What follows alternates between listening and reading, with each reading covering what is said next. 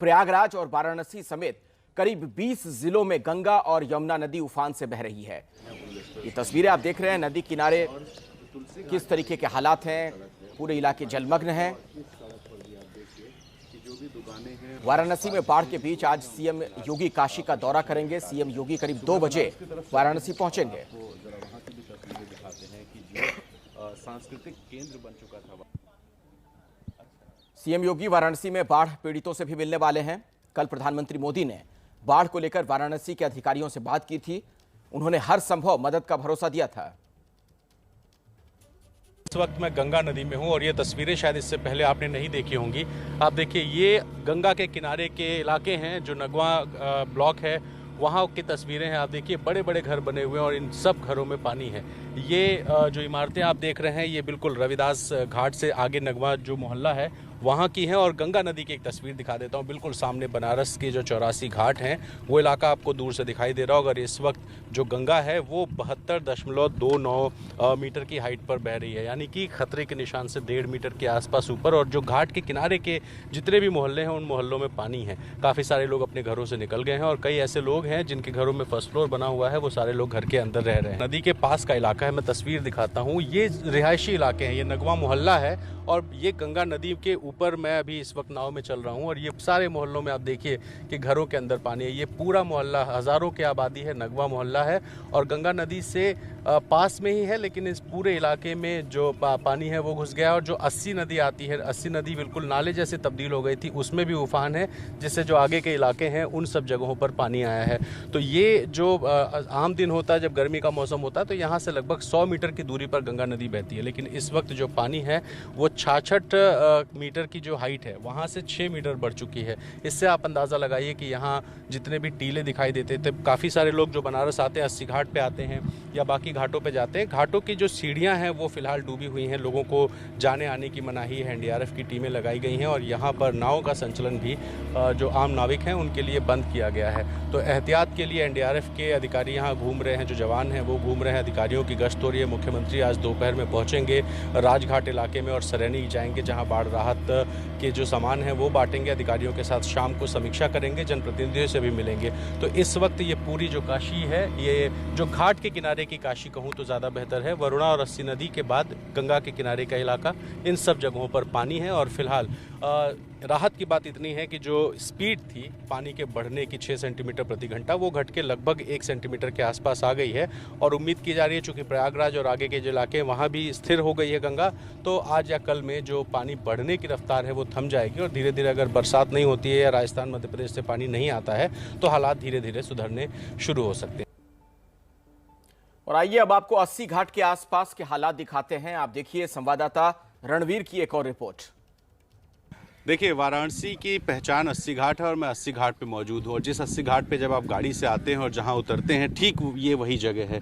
ये सामने की सड़क जो है जहाँ पे आपको पानी दिखाई दे रहा है, यहीं से गाड़ियाँ आती हैं और ये नगवा बस्ती की तरफ जाती हैं और इस पूरी सड़क पर पानी भरा है। अब ज़रा यहाँ से हम 80 घाट की तस्वीर दिखा देते हैं, जिस 80 घाट पे सांस्कृतिक कार्यक्रम होते हैं, आरतियाँ होती हैं।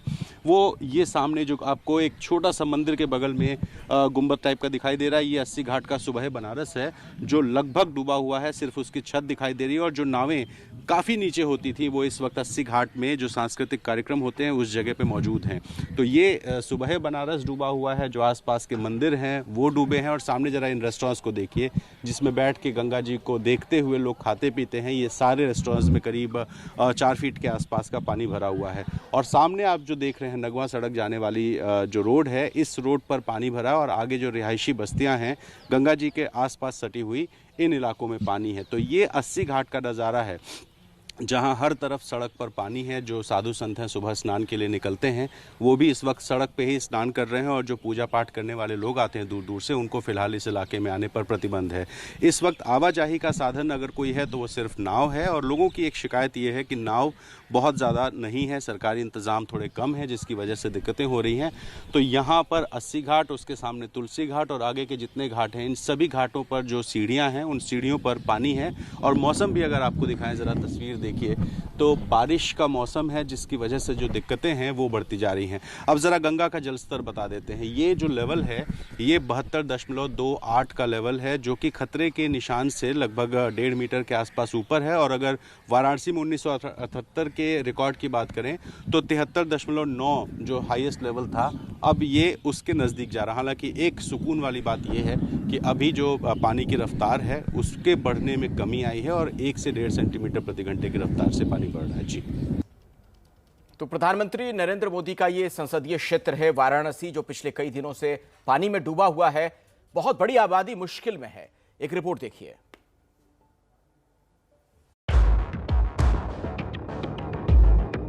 पानी पानी और सिर्फ पानी। गंगा में आए सैलाब ने इस साल काशी को भी अपनी आगोश में ले लिया है। गंगा के करीब बसे लगभग सारे इलाकों का यही हाल है। घर, दुकान, मकान सब कुछ जलमग्न हो गए हैं। सबसे बुरा हाल ग्रामीण इलाकों का है, जिनका सड़क के रास्ते संपर्क जिला मुख्यालय से या तो टूट चुका है या टूटने की कगार पर है। वाराणसी के सूजाबाद इलाके के सत्ती घाट में गंगा का पानी घरों में घुस गया है।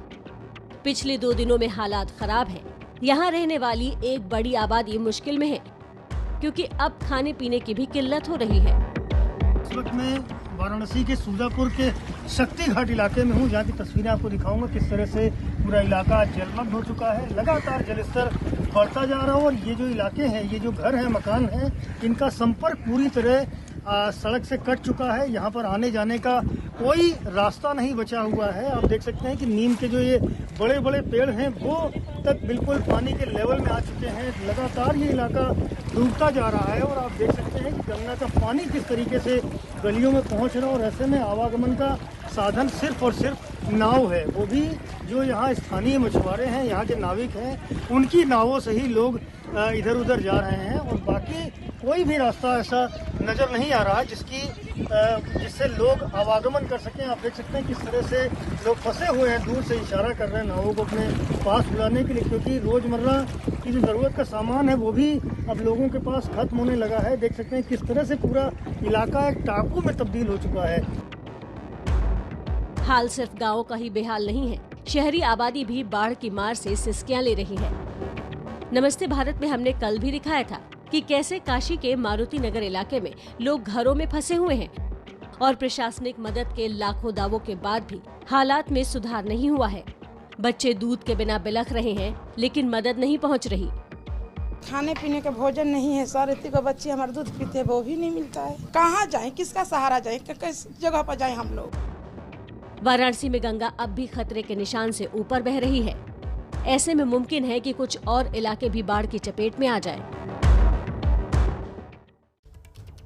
उधर प्रयागराज में भी बाढ़ की वजह से लोगों का बुरा हाल है। प्रयागराज में गंगा और यमुना दोनों नदी खतरे के निशान से ऊपर बह रही है।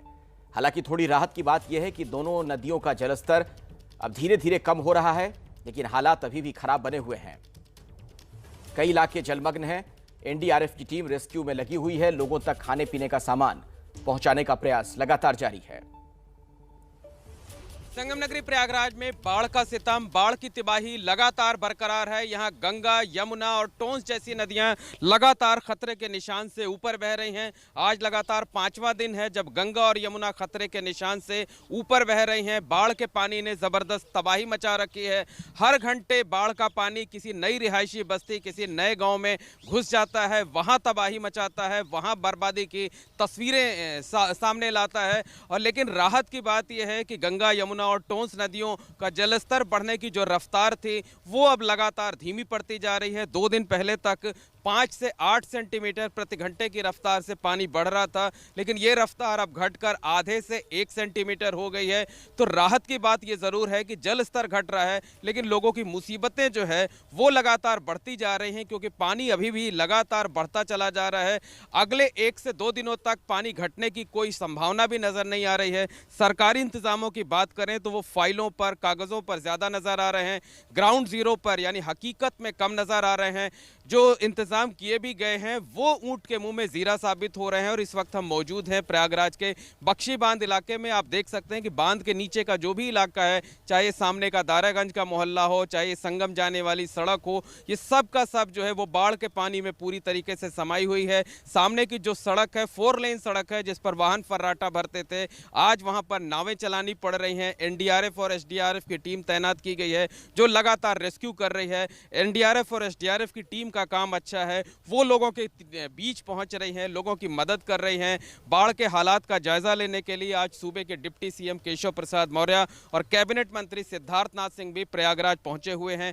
वो लगातार हालात का जायजा ले रहे हैं। लेकिन ये जरूर कहा जा सकता है कि ये नेता, ये सरकार, ये के अमले, ये हुक्मरान ये यहाँ आ तो रहे हैं, लेकिन वो बाढ़ की समस्या का स्थायी तौर पर कोई हल निकालने की कोशिश भी करेंगे या सिर्फ रस्म अदायगी कर वापस चले जाएंगे।